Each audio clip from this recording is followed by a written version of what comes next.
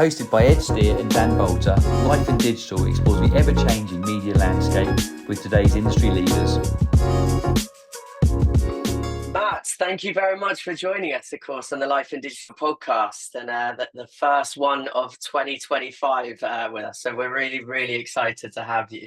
And I hear you're dialing in, of course. Yeah, you're dialing in from a very cold Wisconsin at the moment, and it's freezing here in New York as well. So thank you for joining us. We really appreciate it.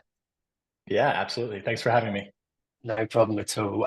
Well, look, we generally kick things off on this podcast just finding out a bit about you, to be honest with you. And you've got a really impressive background. And I understand you started, of course, on the buy side, especially, and then made that move, of course, over to more the supply side. So love to find out a bit about you and I guess the reason for that change. Could you give us an insight? Yeah, I think my evolution from buy side to sell side was became based off of kind of interest in like where I saw the industry going. But I can kind of start with my background, and so I actually started on the buy side, not just working on the buy side, but I was on the agency side for quite a while.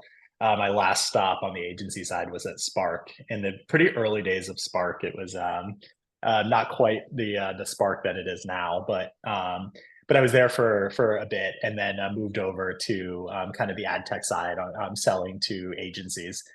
And I went to a couple different data providers and was selling for some data providers like XAD at the time. Now it's called Ground Truth, and Samba TV. And then before I went over to OpenX, I went to a company called MIQ, which I'm sure a lot of your listeners are pretty familiar with, but I was actually running our global in-housing team. So I was working with large global brands to help understand what they would need to do and how they would set up a in-house programmatic team. And in a lot of situations, it was like a hybrid approach, right? So they were like, how much can MIQ do? How much do we use our agency? How much do we completely take in-house? And through that, we were advising a lot on their ad tech stack, and that was kind of like an early kind of like consulting area that we would focus on, is like evaluating often what the agencies had set up previously and what they were potentially considering to do long term. And when I first started, a lot of what we did was, are you working with the right DSPs? Are you working with the right number of DSPs? And then the evolution of our story became very heavily centered around SPO. And, if you're working with 74 SSPs, half of which you've never heard of, you're not getting all the value that you can from a commercial standpoint, but also value from premium supply and all the things that we know that SSPs do well. So I saw that shift at MIQ, and I firmly believe that MIQ is like kind of a gold standard in programmatic. They have a very strong understanding. They usually are pretty far ahead in terms of a lot of what they're working on from a programmatic standpoint. And so I saw that our focus shifting a lot into work with SSPs, which got me pretty close with a lot of our SSP partners. And started talking to OpenX and really had a pretty strong understanding of their focus in data identity. And prior to us calling it curation.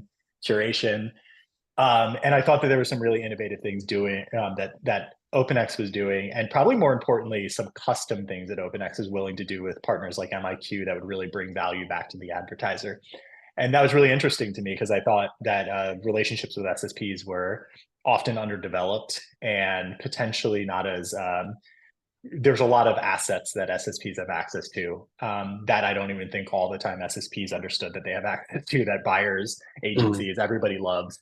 And that was kind of where my interest kind of started moving towards the supply side. And kind of the rest is history. I went over to OpenX 3 years ago. Have learned a lot, have learned how much I didn't know about certain aspects of the business. And it's been fun because anytime you can both learn while also providing value at the same time, I think is a spot that anyone would want to be. Yeah, absolutely. And it's an incredible journey through, especially experiencing all sorts of different sides of the ecosystem there. And yeah, great to hear that learning is still happening, right? Especially at your level. So that's a really, really great journey. And you mentioned a bit within that, of course, SPO or supply path optimization. You certainly are I think I've read some of you've got some pretty strong opinions on that, and maybe more accurately what SPO should be, right? So I just wonder if you could go into a bit more detail there. Yeah. Well, my PR team's on, so I will give it. No, I'm kidding. Yeah, no, my honest answer is that I think there's an element of SPO that's being nailed right now, and there's an element of SPO that we're getting wrong. I think where SPO, what I believe SPO is consolidating to the partners with the most direct premium supply. And in order to eliminate as much things like MFA, to eliminate as much of the indirect network supply that that buyers ultimately have decided is not what they want to buy. And from there, that consolidation leads to commercial agreements. And but I think a lot of what SPO has become over the last couple of years is let's find commercial value from our SSP partners, and then we'll figure out all the logistics of like how to get the value, the true value, which is that premium direct and no seller hopping, all of that. That comes second. It's like the decision is made based off of commercial terms first, and then the technical ability and capabilities second. And I would hope to see that start to pivot, to have a much larger focus on who are doing things correctly already, and who are doing things best for the entire ecosystem. And for us, that means who's working close with our DSP partners to make sure that we're sending them what they need, who's working with publishers to make sure that the most premium, valuable publishers in the ecosystem are getting the most amount of the demand that are coming through OpenX's pipes. And then building buyer tools, which has been a huge focus for us to actually drive the most value back beyond just commercials, but through performance, curation, and just true buyer value through our tools. I love that. Yeah, no, and I can certainly see the strong opinions there. So that's great. You sound great with that. Well, I guess maybe moving on from the SPO side of it, another hot topic, of course, that I understand we're hearing a lot about at the moment is, of course, privacy. And this is especially even so early on in the year, we're hearing really lots of talk on this. So how are you and, of course, OpenX approaching privacy at the moment? Yeah, so I think there's a couple like different components that we've been heavily focused on. So I think that there's privacy has not been a new topic for us. We've had an identity graph since 2017, 2018, which has required us to have a big emphasis on privacy in general. In fact, we have a chief privacy officer named Julie, who was recently promoted to that role, whose entire focus is on making sure that OpenX is focused on privacy and compliance. And a big focus for her is looking at that from both a global and local lens, because I think countries, states, there's just so much nuance to it that taking an approach of just here's our overall policy is just never going to work. So I think what Julie has been heavily focused on is gaining a strong understanding of like what it means to be a global organization and have privacy components that are both global and more regional. But also I mentioned that identity graph. We've been working with 85 plus data providers to pass data through our ID graph, through our platform. So compliance has been like a core part of that, making sure that on a global level, buyers and marketers have access to compliant and privacy safe data that they can activate at scale.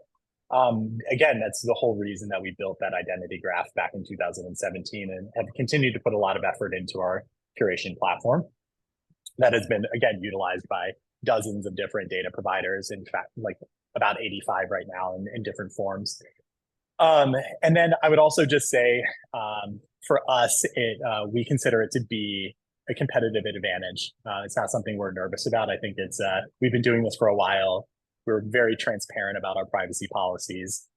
So for us, we're excited that the industry is moving towards a focus on privacy, because I think it's another area that OpenX is differentiated in and will really start to shine. Yeah, that sounds great. Julie's your competitive advantage. I love that. And by the way, she is in many different areas. There's been a massive amount of value that Julie has provided long before she was in the chief privacy officer role. Yeah, I've just got a massive role, and that's great to hear that you have that position within OpenX. So that's really impressive. Yeah. And I guess speaking, obviously, there's data and identity partners. I can't not ask you about curation, of course. And one of the buzzwords at the moment, curation, and certainly hot discussed. So, I mean, like, how are OpenX, of course, viewing curation at the moment? Then. Yeah, if I had $1 for every time I've been asked about curation in 2025, I think I could potentially start retiring early. Right. Um, yeah, so my take on curation is that there's a lot of buzz around it right now. And I think often things get a lot of buzz when there is not a clear understanding around what that topic actually means. So like I've read plenty of articles on LinkedIn and where I feel like there's 5 people being interviewed and they're all talking about 5 different versions of curation. And then Yeah. you read the article and you're like, well, of course that's confusing. No one's talking about the same thing often. Mm. Which is that's it's fun to see because I think there's no better place at like from a sales standpoint than being able to educate on those types of topics. I think it sets you up as a clear leader in the space, which I'm confident that OpenX has been.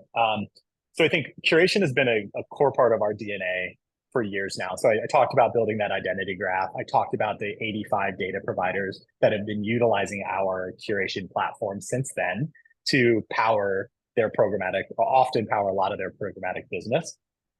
To me, that's curation. I will also say there are many agencies that have been doing proper curation for a number of years now. So one example that I've pulled out in like some other conversation I've had is the ANA report that covered MFA.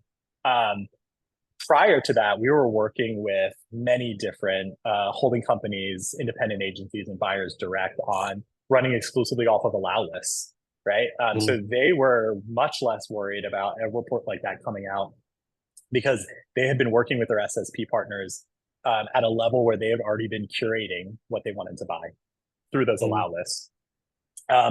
Once the ANA report came out, we fortunately within our platform have a toggle or a button where we can eliminate MFA or eliminate our definition of MFA, which is based off of Jounce. Hey, eliminating MFA is not a real thing because it's constantly evolving, but let's just, for the sake of ease, let's just say there's a toggle switch that can eliminate MFA from our deals. That's curation, right? I think there's been a lot of agencies for years now who have been very vocal about moving more away from the open exchange and more into programmatic deals. That's curation. I think what is starting to happen right now is what we've kind of been calling curation 2.0, which looks a lot like it's data-driven curation. So it's the ability to activate the combination of audiences and supply within an SSP through one particular deal. There's a lot of advantages to that. Just general match fidelity by how close we are to the publishers, in even the value back to DSPs, which is we're sending the right supply based off of both the right audience and the right like contextual relevance through the website. That's great for QPS caps, which every DSP cares about, most DSPs care about. And so there's a lot of benefits to data-driven curation and data being activated within the SSP. And I think, again, if you're looking at a lot of the articles that have been written over the last 3-4 months, you'll see that everyone's talking about a different form of curation. I just named like 4 of them. Yeah. If you're all like acting like you're talking about the same thing, but you're talking about 4 different variations of curation, of course it gets confusing. I think what I see is curation has been happening for a long time with the most sophisticated advertisers. I've seen it when I was at MIQ, 3 years ago, it was about 5 years ago that we started heavily focusing on curation with partners like OpenX. But I think that the assets that are available to SSPs like Bidstream data and some of that and the closeness to the publishers and match fidelity through our identity graph are really setting us up. And it's setting up all SSPs to be a great source of data-driven curation. But I think OpenX has one step further with our identity graph and the fact that we've been doing this since 2017. Yeah, right from the start. And it's so refreshing to hear. I think I agree, curation is one of the most hotly discussed topics, but people are discussing different things, right? And then trying to call it all curation. So it's nice to hear a little bit of clarity potentially on that, which I'm sure still people will dispute for a long time, right? So no, we need to have we can have like a healthy debate across a bunch of people with different variations of curation. I would happily sit on that panel and debate all day long what curation means. Yeah, I'm sure you do a great job with it as well. Well, that sounds good. Well, I guess on that curation piece, I mean, maybe just a follow-up from there. I mean, is there anything new that kind of on the horizon that OpenX are looking at the moment? Anything to look out for? Yeah. So I think I mentioned a couple times that there's about 85 different data partners that utilize our platform, our curation platform, to push programmatic deals. I think what's interesting is I believe about 35 of those were onboarded in 2024. So I think data providers in general are really looking for additional ways to scale their data and provide that value back to buyers.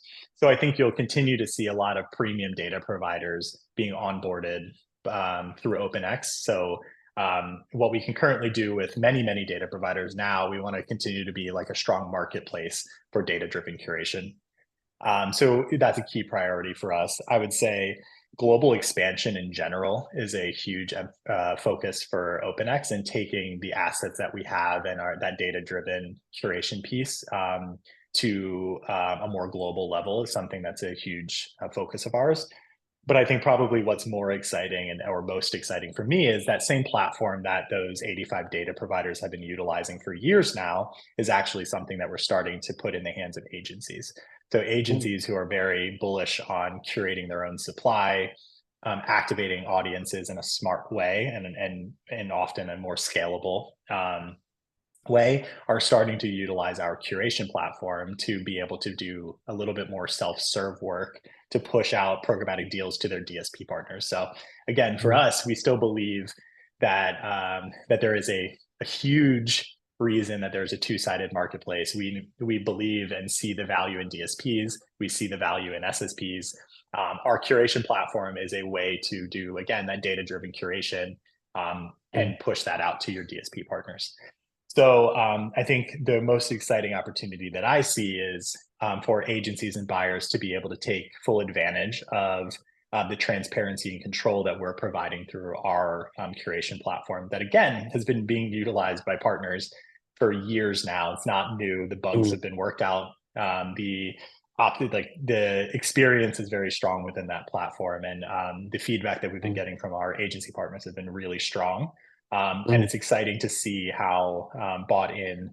And I'll say it's probably the one positive of how much buzz there's been around curation. I think it's put a big highlight on the value of a curation platform and doing it yourself. So that's the one side of the buzziness that I would say has been a positive for us, is we've had a lot of interest. And I think it's really strong. I think publishers have been really excited to see what we can do with this curation platform. DSPs have been leaning into it as well. And of course, our focus on driving buyer tools is that's exactly what we're doing with this curation platform. Yeah, fantastic. So more to come. More keep the buzz around curation, right? Keep talking about it. If it's working, that's great. And really excited to hear over a third of those data providers were onboarded last year. I'm sure that will continue that trend. So exciting things ahead. And I guess, of course, curation, one of the hot topics, but I mean, certainly the other one, of course, the other buzzword would really very much be AI. And I can't go before asking you around that, of course, Matt. So maybe before we finish up, are there any AI predictions, maybe in particular, that you have that you can share for this year? Yeah. For me, I think I'll speak to OpenX's viewpoint on AI. I think for us, AI is not a way to replace humans in any shape. I think what it's doing is taking a lot, or at least the way that we're utilizing AI internally, is it's taking a lot of kind of the mundane work off of the plates of our people to allow them to really level up and think more strategically. So the more time they are thinking strategically and thinking about how we can evolve our products or how we can work better with our DSPs, publishers, buyers, and take kind of that work off their plate that can be done by AI.